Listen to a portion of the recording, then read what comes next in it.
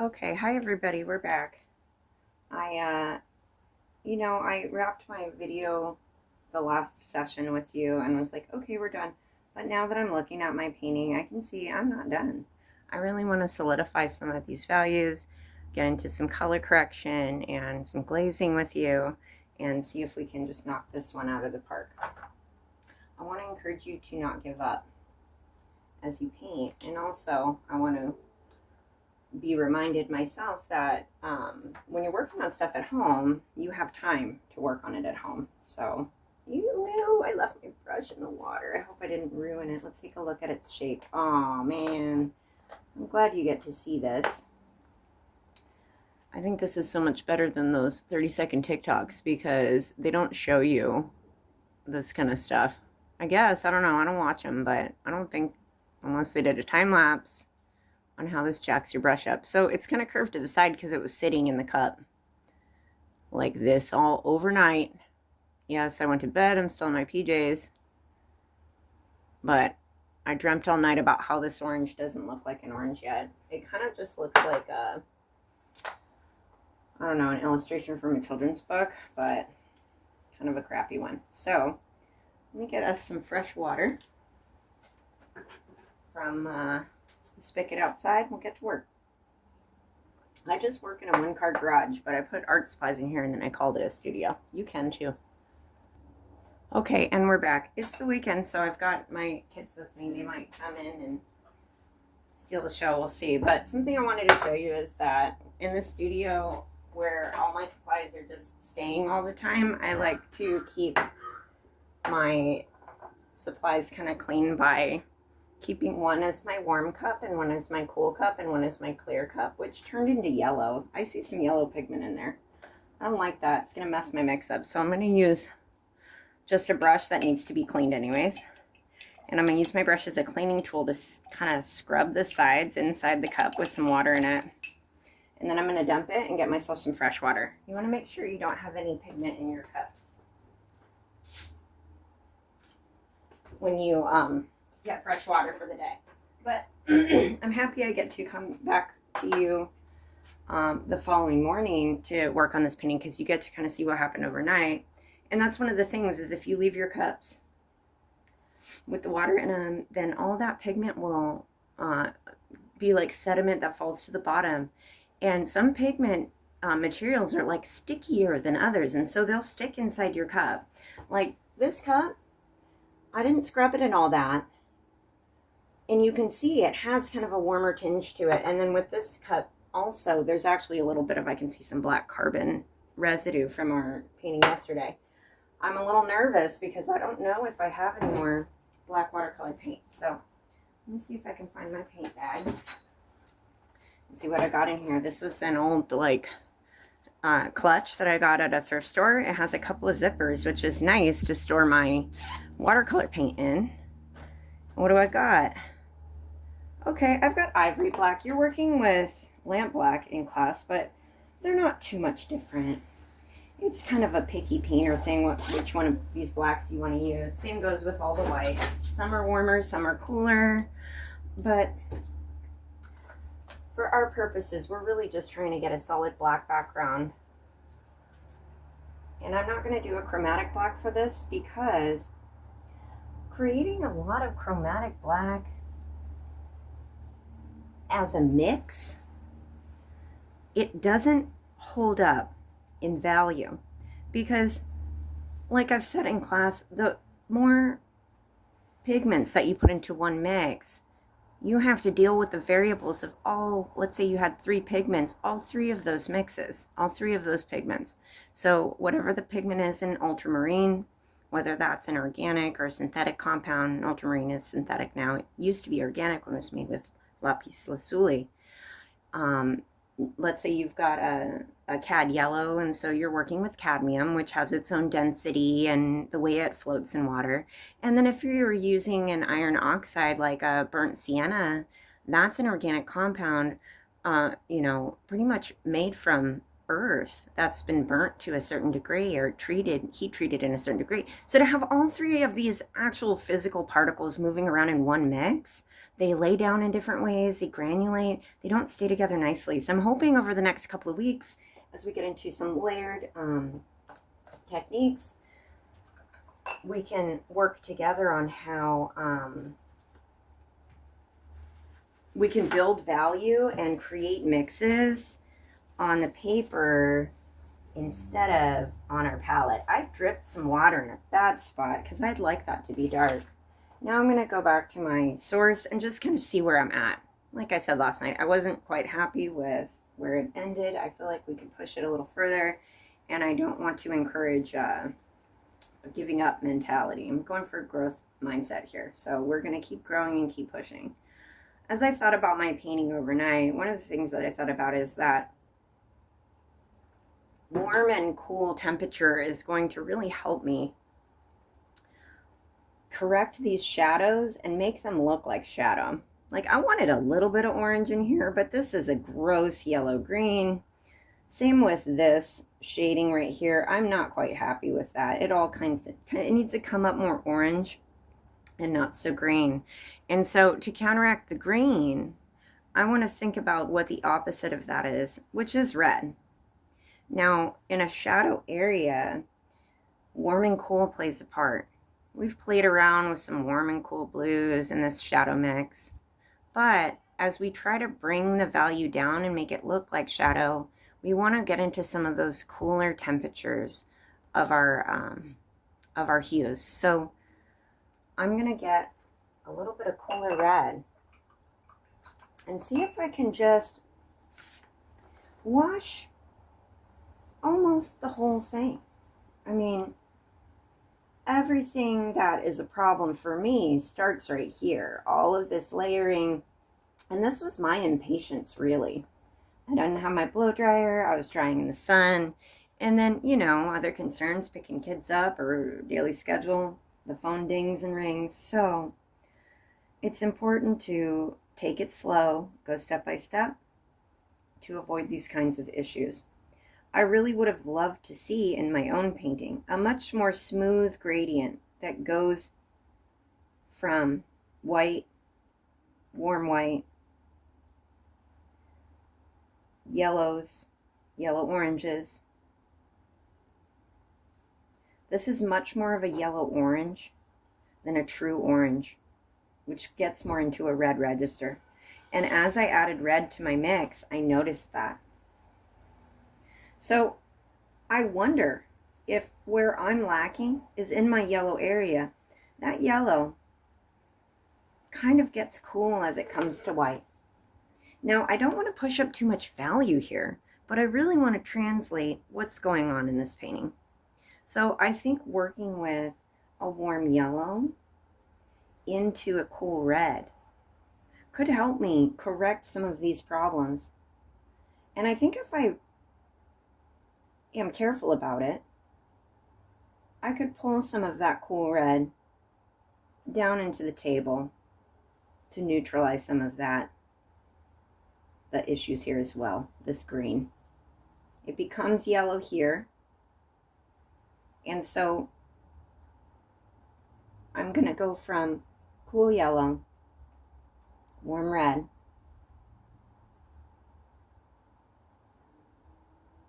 and that warm red kind of needs to take me into a violet area to counteract those yellows.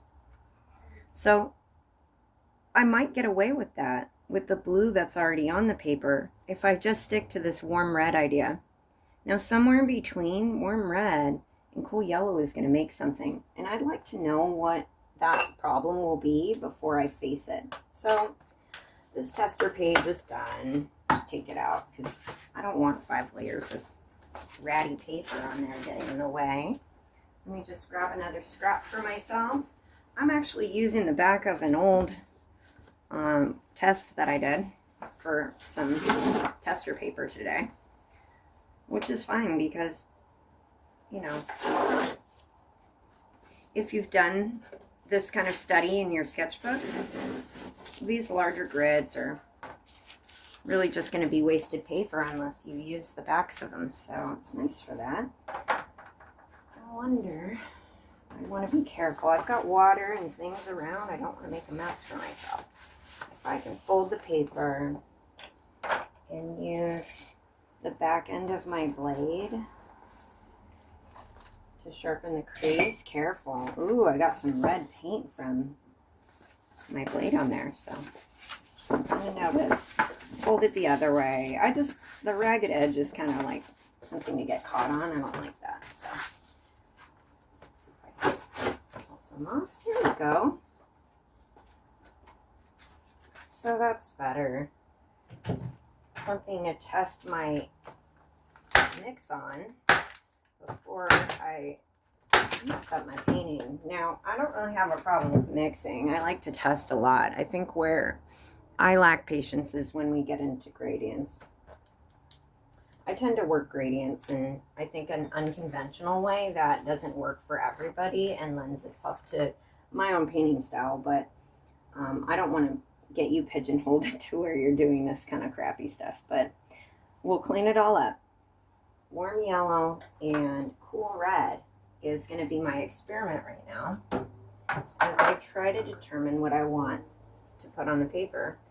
Now, I have a working palette that's just covered with stuff, and I don't really want to lose these colors, excuse me, because I've been using, oh, it's wet right there. I've been using this for the whole painting, so there's some mixes in here that I might want to return to.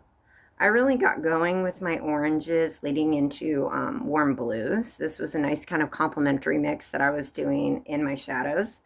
Here was my blue mix that I used on the table, some warm that I was feeding into it, and then something beautiful was made from what liquid was left. A really pretty kind of almost phthalo blue. I love phthalo blue, and my paintings usually end up going that way when I doodle around long enough. But I don't think we have phthalo blue in our kit yet. I actually am going to order myself some because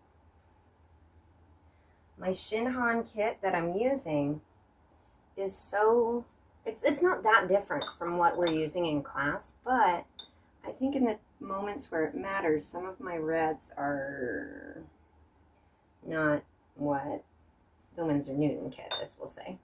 So I really want to try to have my working process simulate what your stuff can do. And what I'm doing on my tester, I'm kind of just mixing on the tester just to see how these colors will mix. So this was my cool red. It makes such a pretty rose color that could turn violet. And then I've got my lemon yellow up here, which is my cool yellow. And what's nice is that now that I have them on the paper, and I've created a bit of an orange in between, I can compare that to my source and look at how close those colors are. And wow, wouldn't you know it? What I thought was a warm yellow really leans cool. I'm going to pull some warm yellow in as a comparison, and we'll just see on my tester how different that is. Oh yeah. I mean, there's a little bit of warm red pigment in my palette, but the difference is stark. And so I can see for myself right here that my judgment of color was a little bit off. Now that we have this nice comparison, we really can see that bright, cool yellow popping. So I have some green problems and yellow problems and purple problems going on in the bottom half. And I don't want to get any more yellow in there. I really just want to clean up this part where some cooler yellow would have been appropriate. And I'm hoping that when I lay down a bit of a wash, that it'll clean up some of this dark orange, warm red mess that I made. And then I can flow into some warm red for the rest. So we'll see how we're doing. It's going to start out wet on dry with the yellow wash. I'm going to try to move into red and continue down. We're doing a little color correcting here.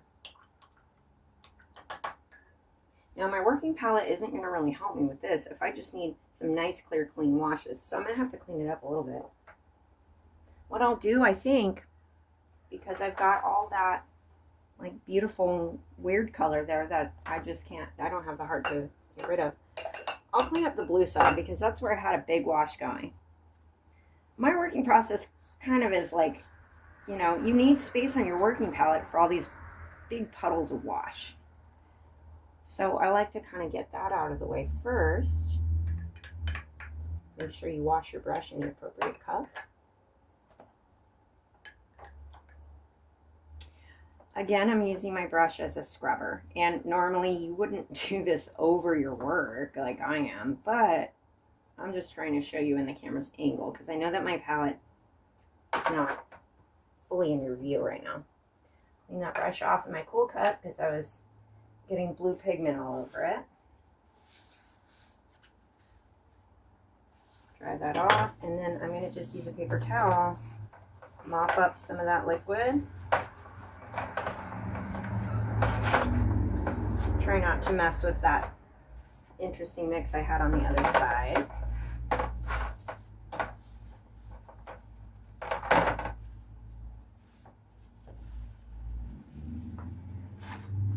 I should buy stocking paper towels. I really should, because they're in demand in the painting world. Okay, so it's not clean yet. I'm going to hit it with another wet brush for another scrub. Really get in the corners and stuff. The brush is great for this because of that. You can get in all those little corners. Careful not to mess up your painting when you do this. I'm going to grab a clean paper towel because I was just kind of mopping up with the dirty one just to get the liquid off. So now a lot less pigment in there. Not perfectly clean, but we're painting here. You got to get a little messy, right? So now that a moment has passed, I've got to see how this all dries, which is important. It looks different on the paper wet. So it's really pretty on its own, but I'm trying to see this kind of in X-ray vision or layered on top. So if I looked at this stuff and I threw it onto here, what will happen? I'm trying to counteract these greens with a red. I'm trying to cool this down with a yellow. And I'm hoping this blue down here will help me to realize the kind of violet tones that happen. Also, I might have an opportunity to brighten up that spot right there that I was trying to keep so bright in the beginning. So, like I said when I went to bed last night, I thought about all these things and decided that I really wasn't done. It's okay to not be done. It's okay to come back to a painting you thought was done. And honestly, if you're fussing with it too much, it's okay to be done. I get a lot of, can I do this, can I do that in class? And it's like, yeah, do it. I don't know, try it. Can you or can't you? It's probably not going to explode. That's what I know about watercolor, is that it's not that volatile. So I want to be ready to transition colors. So I want to have two mixes good to go. This is just going to be a light tea wash. I'm color correcting and glazing right now. So a light tea wash is just going to give me a hint of another color on top that will counteract the problems that I'm seeing with color now. So I made a puddle of warm yellow on, or sorry, cool yellow, lemon yellow on that side. Now I'm going to do cool red, right? Cooling it down. That's what I saw when I brought it out into the sun. It's a very hot painting and it makes it look unrealistic. It's tricky because we're working with a hot photo. I mean, this orange is very bright in its warmest and brightest values. So capturing that while we're color correcting, we can make those subtle changes that we need. Sorry, okay. One of my kids came out. That's all right. The weather is like a nice Santa Ana winds today. And it's such great weather for painting because your paper dries so fast. If you live east of El Camino Real, you've got it lucky because out here on the coast, it takes forever to stuff to dry. Okay, I have to be careful because if I start getting into making another orange, this orange is more of a peach when it goes between the pink of alizarin crimson we're making and this light tinge of cool yellow. So that peach color is not the local color. And I don't want to affect what I try to do, creating some local color here. So red really cannot start until the shadow area. So I'm going to be mindful of that as I work. Hopefully I can hit this just right. Man, these TikTok people, they must film their painting 100 times. And then when they get that one right one, they put it up there. I ain't doing that.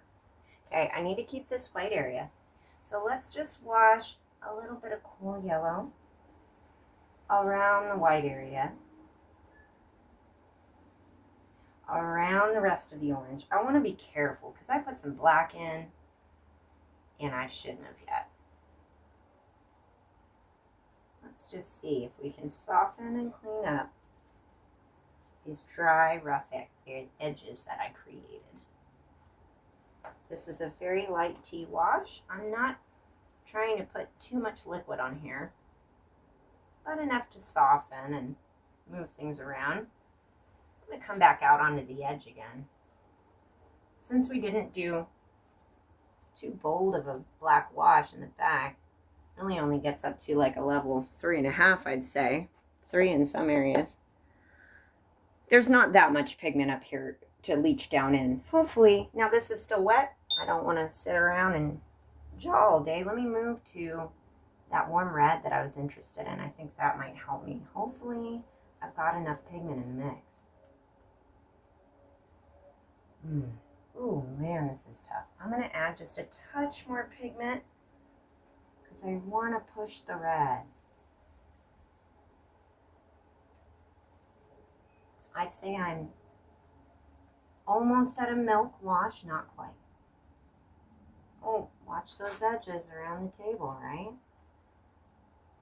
Nice corrective wash to soften all that bumpy stuff that I made fussing, and to kind of reconnect some of the elements at the bottom of the painting. Now, I was worried about that edge with the red, but didn't I say I was just going to do the whole table in that color? I'm pulling a little orange from the orange, so I want to be careful. Uh-oh, I hear a stampede of daughters. Yes? Can I use a hot glue gun? In a minute. Oh, I know how to set it up with the paper plate and everything. Okay, I will help you in a minute. Hang on. I'll be right there. Okay. Thank you. Woo. Me amo. Apúrate. Oh, I'm rubbing the paper way too much. I didn't create a bead or anything. I just slapped it on there. But I almost missed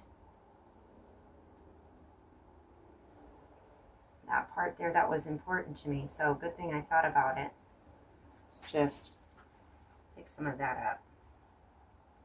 There we go. And maybe drag. Ooh, my paper's really getting beat up. And I noticed here too, this is bleeding. So let's, ooh, we could pick something up, couldn't we? I'm going to pick it up a little bit. I think I need a brush that has a bit more spring to it. Maybe this flat brush can give me what I want. Let me make sure it's not too wet. I don't want to introduce more liquid, but I want to kind of scrub that a little bit. Ooh, almost. Hey. There we go. Yes. Okay. Nice. Can I lighten something else up?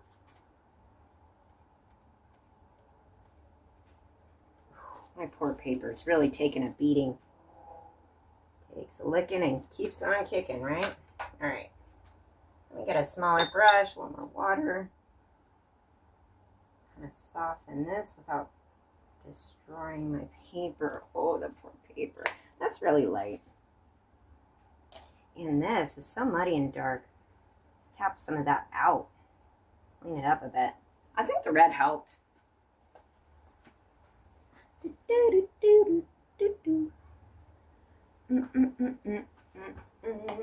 Now, while this is still wet, I could charge it with some of the orange that belongs there because it's coming back closer to the local color. So now that I know that my orange mix was a little janky, maybe I want to stick with that cold yellow, introduce some warm red to it. But I'm going to need some really thick paint to make this happen. So instead of my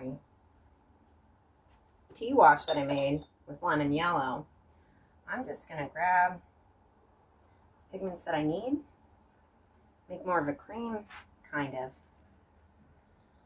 thing. Ooh, that's too red. Good thing I tested first. I have to hurry because I want to get in there while that paper is still wet. Get some more cool yellow. Oh, that's nice. It's a little more what I want. Okay, let's try it. Since I have all that pigment still on the paper, it lets me mix it in with this orange. Oh, okay. Now we're starting to look a little bit like some reflected light, huh? It's getting muddy. My paper is very muddy in this area. I put way too many primaries in one spot. Now I see a real nice shine under the orange, so maybe I can pull that out with a little bit of clean water to clean my brush. Just barely damp. The drier your brush is, the springier it becomes, and it helps it to work as this very rigid tool. That's bright. Some more orange. This is where painting gets fun, I think, is once you start getting into these tighter details. And it's so hard because as a painter, I know that you want to just hurry up and get to those details. And in watercolor, we naturally assume that you can just go straight there from the beginning. And I've noticed since you've been layering your paintings that they're becoming a lot more solid. This is such a nice yellow that I made. I kind of just want to try to tap it in a little in some of these areas that I made too dark. It's such a nice yellow. I'm kind of mixing and playing around a little, kind of starting to try to define some of those edges without getting too dark in value. Okay, my paper's damp. I have to respect that as I move forward. I really just want to punch some orange pigment into that little shiny area there. Uh-oh, here come children. Let's see. I hear them. Get a little more yellow in my mix, thicken it up a bit. I've got some red pigment that seemed to migrate all over, so let's see if I can tap in a little bit. Oh, that's pretty. I can see a little bit of shine that I want to keep. And then since this is a nice, almost opaque value, I can bring it back over some of those darker areas, like I said. Now, this spot right here is getting pretty dark. I want to try to clean up some of the extra pigment right here. I just got clean water on my brush. Okay, sorry, I got interrupted there, but we're back. And I do want to get to where we're wrapping this up because I could work all day on a sphere. It's really fun. This is all really damp. It needs to dry before I move forward, or I'm going to keep getting this scuffy, muddy, scumbly, not quite sharp effect, which I'm done with that. I've got all my values about where I need them to be, and at this point, if I fuss around with the mistakes I've made any longer, I'm going to damage my paper more. So let me put this out in the nice warm Santa Ana winds to dry, and we'll come back and finish it. Hopefully. I think we're almost done. Okay, I'm back. So I was thinking about my painting a little bit more. I let it dry in this nice warm sunny day. And I have to figure out a few things here before I'm happy with it, because I just hate this green. And so it's very yellow. And so I know to counteract green, I need red. And to counteract yellow, I need violet. At the same time, I'm trying to build up a black and create like a cool blackish shadow here. More on the purple range than the yellow. So the mistakes I've made have given me vast opportunities in color correction, and I'm glad I get to show you this. Hopefully this will be the last one, because all my kids are clamoring for a taxi. Now I am gonna pull a new color into our palette. Some of you have a violet, some of you don't. I'm using the Shinhan Professional Watercolor. I really like this watercolor because it has a matte sheen, and it is kind of a little bit grainy when you paint with it. And it kind of has an opacity somewhere between a transparent watercolor and a gouache, depending on what color you're using. So for their color violet, they've got a PV pigment in there and then a PR pigment in there. The PR is 81. Why don't I look at like my cool red and see what I have there? That's a PR 17. And then my warm red, I was using vermilion, which actually has a bit of orange in it, and PR 48.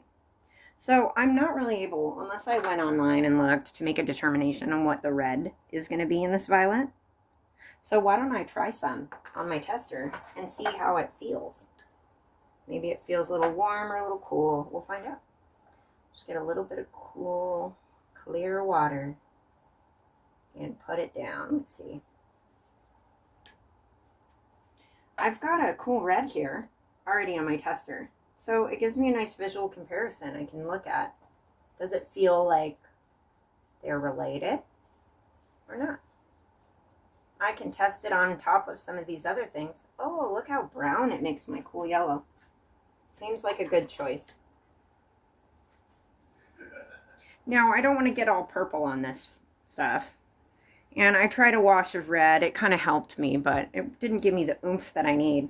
At the same time, my paper's starting to deteriorate. With each wash, I can see more kind of scuffiness. And one of the most beautiful things I've noticed in watercolor painting is when I get close to the surface and I can see that that paper is not damaged. So damaged paper has kind of a rough look that we really don't want. So you have to plan your layers to be as efficient as possible and get as much done you can in that wet layer, dry it, seal that layer completely, and then go on to your next one. When you get hasty like me, I'm an oil painter, and so once I got to where I was ready to move on from watercolor into oil, it changed my painting habits. So I do a lot of dabbing in wet paint because that's what oil painters love to do. It's good practice for me, good self-control and patience. We could all use some of that, right? But let me pull my source down and look at it in comparison to my painting. Now, again, I can see this is way, way too green. Over here, some cool red is really punching that Terminator in the cast shadow, bringing it down into the orange. And same with this shadow. So what should I do? Do I pull cool red into a purple mix? Add some black? Keep it kind of thick, punch up my final values and color corrections. That seems like a good plan. So I'm going to take some of this violet that I found and add a little water to it. I put some buttery violet into my working palette, and then I'm using my brush to mush it around. I picked up a lot of pigment on my brush as I mushed it. So now I'm kind of diluting what's on my brush, making myself a little purple puddle. That's good. I'm just going to clean what extra pigment I have off my brush, my cool cup, because I don't need that much on there. So I've got a violet here. Why don't I grab some more of my Cool Red, because that seems to be kind of the secret sauce here for that green. I only like to do like a multi-hue mix when I'm getting into these thicker colors. It's thicker paint consistencies, we'll say. Oh, this is a pretty color I've made. It's very thick. That's not the color that I need, though. It needs to swing a little bit more orange, but as my color gets warmer, I have to decide, is this still, am I washing cool or warm? Because I'm going to get some red somewhere.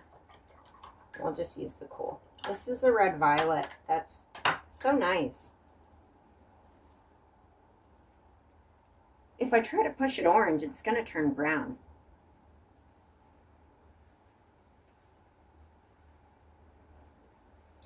I don't think that's the color for my orange, but I think it'll help my cast shadow. I'm going to keep that. And instead of using that violet, I need some fresh water. I put too much pigment in my wash. All right. This painting is taking such a long time, and I knew it would, so that's why I gave you some time to do it at home. And I think I gave you a 2-hour time requirement to do this, because I mean, it's a big size and I really want you to try to develop this. If you started your painting before you watched this, it's okay. You had all day in class to work on spheres, so this is just for maybe someone who wasn't there, maybe they had a hard time with the sphere.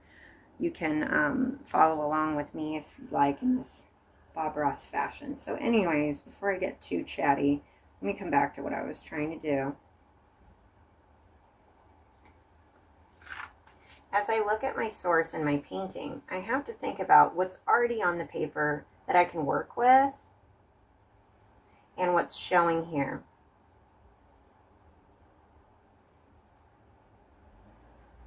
I don't know what's going to happen, but my instinct is telling me that this red violet is really going to help.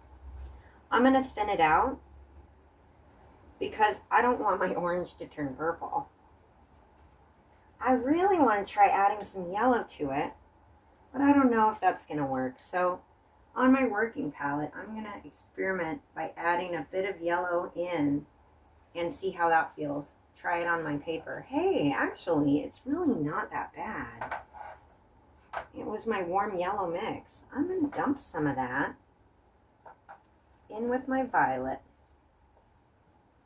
That red violet, and just see if I can make something that can push my orange into orange.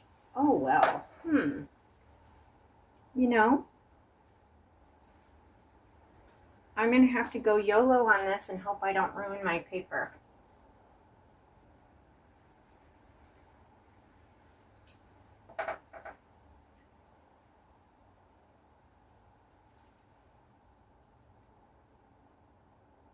Every time I come around the edge of that orange, I get another chance to sharpen and correct the edges. Now, this cast shadow has a nice violet tinge to it as well, so I may as well just throw that on there and connect these two wet spaces so that they can dry uniformly and not give me too much more trouble. Oh yeah, that yellow came all the way out, so I want to cover that. I really want to fix that. Drive me crazy. I love painting and I love playing with colors, but sometimes when I goof around in my mix and on my paper, it gets a little weird. Now I'm going to pull around and really try to define that edge on the side. This is feeling a little more orange. And that edge with the light showing, I really wanted to do it, but it's just not, it's not reading. Be careful around those edges there. Hey, that feels a little bit better. Actually, I wonder if I can just kind of pull some of that edge without jacking it up too much. Hey, it's shining and feeling good. Now, while I've got this purpley stuff going and this orangey stuff, why don't I charge it down in here a bit more? It'll bleed out a bit, and I kind of like that. There's a bit more darkness right there. This could be my chance. Not too much. Oh, see? Tap some pigment in there. You want to put pigment in without taking pigment out. There, that's nice. It's a good definition. I'm glad. I wanted to get that edge a little more tight. So that's better.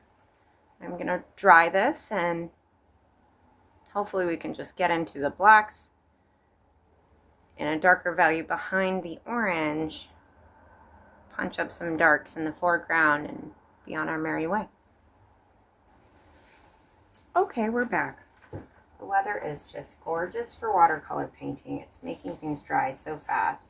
One way to tell if your paper is still damp is if when you touch it, areas feel cold to the touch, and also if an area is bowed out. So I can see that this part right here is still a little damp. I'm so impatient. At least with oil, I know better and I can wait. The thing is, when you're working in watercolor and you have these moments to pause, they're a great opportunity to do something else in your studio. Maybe you want to start sketching for the next painting. Maybe you had an idea you wanted to work out. Or perhaps you wanted to do some color tests to plan your next steps. This waiting time, whether you're drying in the sun or using a blow dryer, this is important intellectual labor. That's part of your art making process. So if you want to get ahead of the game on the next painting or even the next step, waiting for your paper to dry is a good time to think about where you'll go next. So I have been thinking a lot about where I want to go next because I'm at that stage in the game where the last few brush strokes are going to make this painting sing. And that is the most frustrating thing about watercolor. You spend a lot of these layers fussing around, trying to fix things, make things right, so eager to just hit those hot, bright, dark notes that give you contrast and exciting highlights. You want to do all that stuff first. I know, I do too. Like when I look at this painting, I could probably spend a few more layers etching out the little shadows, highlights, maybe even come back in with some white paint that's in the same warmth as the paper and note some of the little bumps and bubbles. I love to sit and work on a painting for a long time and really try to refine it. But for our purposes, we really want to try to get this done in under 2 hours. And it's important to look at your painting speed so that way when you tell a client, yes, I can have this done in 2 weeks, you're able to gauge for yourself what your work week is going to look like. So now that I'm here, I think I need to just accept the fact, for time's sake and also the quality of paper, that I botched the job with this green stuff. I think instead of trying to continue to correct it any further, I need to punch in some blacks in the background and maybe a little bit with some some chromatic black in the areas of the orange. So what I want to be aware of is that when I lay down this thick black wash, there's going to be so much pigment here because I want to completely block the paper. And that really has to be my final step. As I got nervous about, but we got lucky, that first wash of black that I put down, you may have remembered, well, I mean, this is actually a shorter video than I'm living it in real time, but as you saw, what looked like a nice black coating has dried to be this granulated, variated wash. So not exactly the darkness I want to get the drama of the orange. But I want to make sure that my orange is all the way done before I put a lot of pigment in the black area, because that will wind down into the rest of it. At the same time, I see some areas that a little light wash of black could help. And then down here, I need to punch that occlusion shadow, which I think done in just a straight black is probably going to be all I'll need instead of getting into that chromatic black. But, you know, a wash over the table could help to soften the edges of the shadow. I'm trying to shoot for a real representation of light shining down, and I think every layer that I put on is getting closer and closer. So not to fuss with this painting too much more, I'm going to put a little bit of black, just a dab, from my tube onto my working palette. I'm using ivory black. See if it has a pigment code. That's PBK9. So it's different than lamp black, which is made from carbon. Ivory black used to be called, also known as bone black, and it was made from charred ivory, I think, initially, but now they use other materials. So I'm getting a little bit of black pigment, adding some clear water to create a light wash.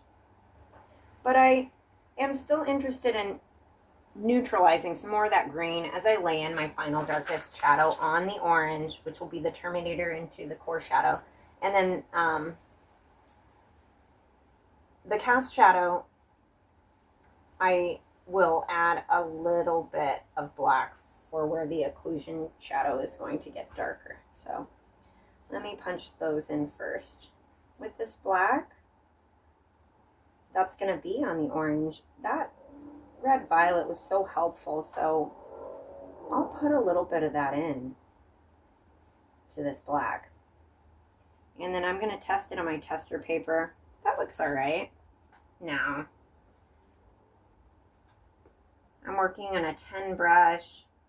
It's been a little clumsy, I've noticed, for my painting. So even though I've got a generous amount of pigment on this brush, I'm just going to set it aside. Make sure my smaller brush, is a size 8 in the Princeton Select, get some of that light, almost a tea wash, so you can get a little bit more pigment into it. I would like that. There's something on my palette that's, I don't think it's pink. All right, let's test that. Okay, that's kind of dark, but let's see what we can do.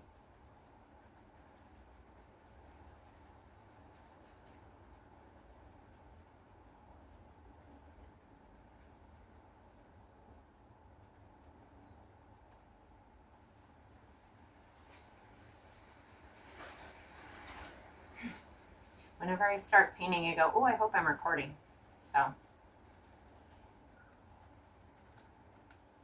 want to be gentle with this darker value because I don't want to get too dark on the orange. That's pretty dark. We'll see if it dries a little lighter. I don't want to fuss with it. Now, same with under the orange, I can pull a nice edge around it.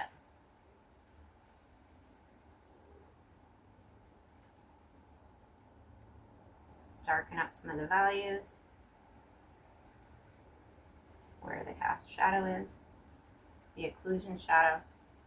Carefully you don't introduce too much liquid. I seem to be doing in these areas where you're trying to build value. Pull a little bit of that pigment out into that darkened area of the cast shadow. And then I'm going to get some rich black paint from my source. And in the area that's still wet, my round brush is a little bit flat on its side, so I can use the angle of that to charge some fully black pigment and create a convincing occlusion shadow. Be careful of creating lines and edges in areas that should be faded, especially in a spot like this. It becomes unrealistic if the line isn't a little bit blended. Now, I see an opportunity to more fully form the rest of the edge of the orange by using a little bit more of this light black mix that I've created. refining the back edge of the orange to have a little bit of shadow while pulling some black underneath. Ooh, I almost went a little too far. Let's see if I can fix that. Because on the underbelly of the orange, there's a little bit of shadow. I might have pushed that a little too much. See if I can kind of clean that edge up. Just a gentle bit of shadow on the back side. Trying not to overlap it, but I want to define where the edge of this orange is.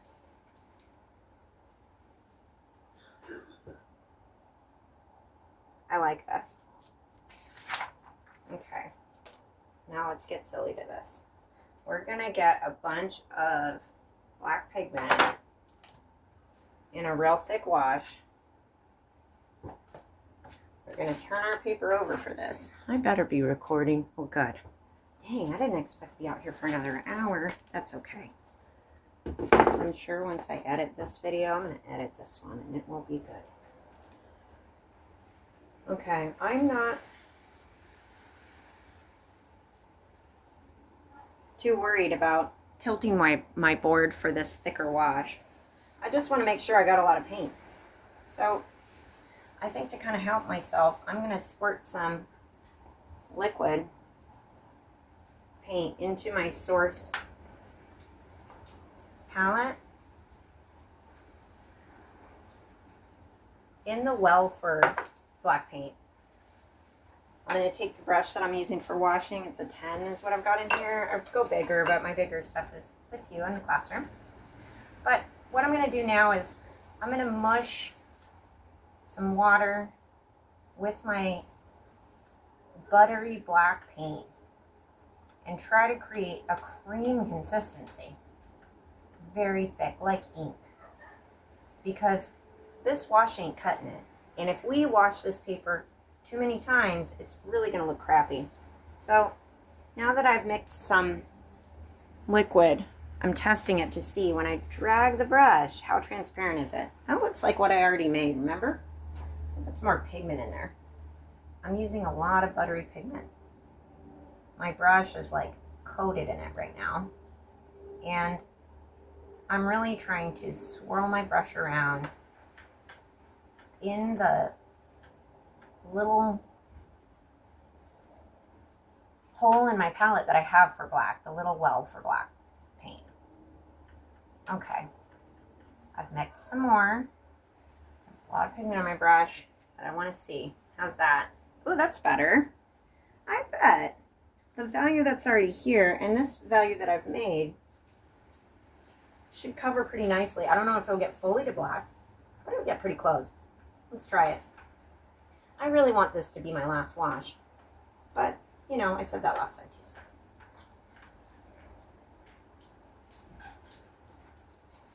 Now I am gonna angle my board a little bit just so I can get the angle I need. Whew. There we go. Sorry, you might not have the best view for this one little part, but ideally you want a big enough space that you can move your board around a lot so that you can angle the board to meet where your body is most comfortable painting in. So I carefully got the edge of the table, trying to line up the edge of the orange, carving it neatly. Try not to bump around too much. I already bumped around a little bit. It's okay, it's an orange, right? Let's fill in this space. Try to keep moving. This paint is so thick, it really can't bead up or run the way you want it in a thinner wash. So you kind of have to blob it and create a uniform puddle as you move. I don't like the way I got this edge. Let me see if I can smooth it out just a touch. Okay.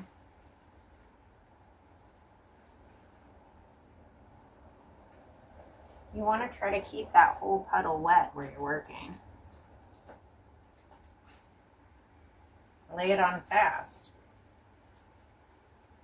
And try not to smudge around too much. As you can see, I've got a little bit of smudging around. Because it's not ink. It's transparent watercolor. So it's not going to give you the opacity unless you're willing to waste and use a lot of paint. I've had clients that needed large paintings with big swaths of dark paint. And I've used a whole tube of paint on just one painting. So it's not unheard of to mix in large, thick quantities. That's how we work, but you have to judge that for yourself as you make each painting and wonder, is it worth it? Should I use a whole tube of paint on this practice assignment or not, you know? But I'm not using a whole tube of paint here, but I'm getting to a part that this area could be really like scuffy if I'm not careful how I handle it at the end. So I'm going to try to make a nice clean edge for my table. And I'm going to work quickly.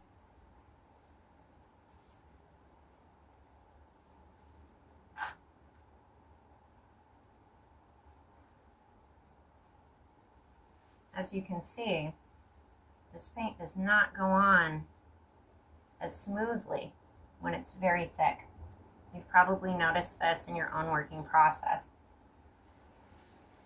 I see some opportunity that I could dry brush, create some texture. So why not? I think the why not is I'm trying to show light over here. And when I create lighter values in the corner up here, it's distracting. When I really want to create drama on the focal point, which is the light shining on the orange. So I'm going back down as my paper is still moist, and I'm trying to smooth out and even out some of the roughness that I've created in a horizontal fashion to kind of mimic what a background might look like if any of the light shows through. I'm getting pretty close to where I want it to be though, by dragging areas of pigment, of saturated pigment, to areas that need some. I've almost used up all the paint in my well, which is good because I wanted to make the right amount of paint, which I did. But I'm trying to find opportunities to spread and blend puddles of pigment to create some uniformity. I don't think this is going to be completely smooth, but it gets me a lot closer to where I wanted to be. So now I'm looking at the painting with the black background and not really change things. I can see that my occlusion shadow needs to be beefed up now. So for my final touch in the painting, I'm going to use some of that thick black pigment that I had. I'm going to look at my photo for reference. It's so important that you look at your reference as you try to paint things in a realistic way, because the way we think they look is not the way they look. We forget when we look away. So make sure you have a source handy so that you can recreate light and shadow as it actually looks. When I take a moment to consider my source and see where the black paint should be,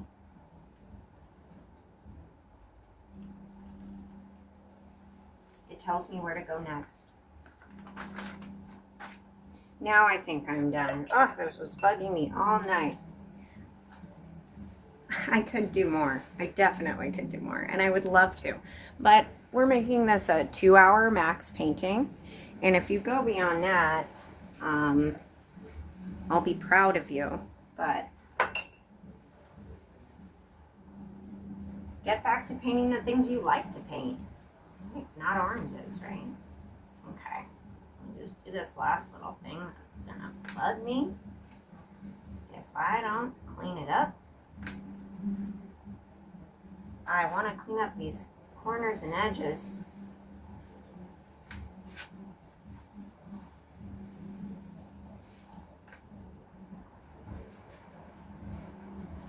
Just little. That's getting weird. It's not straight. Clean that up.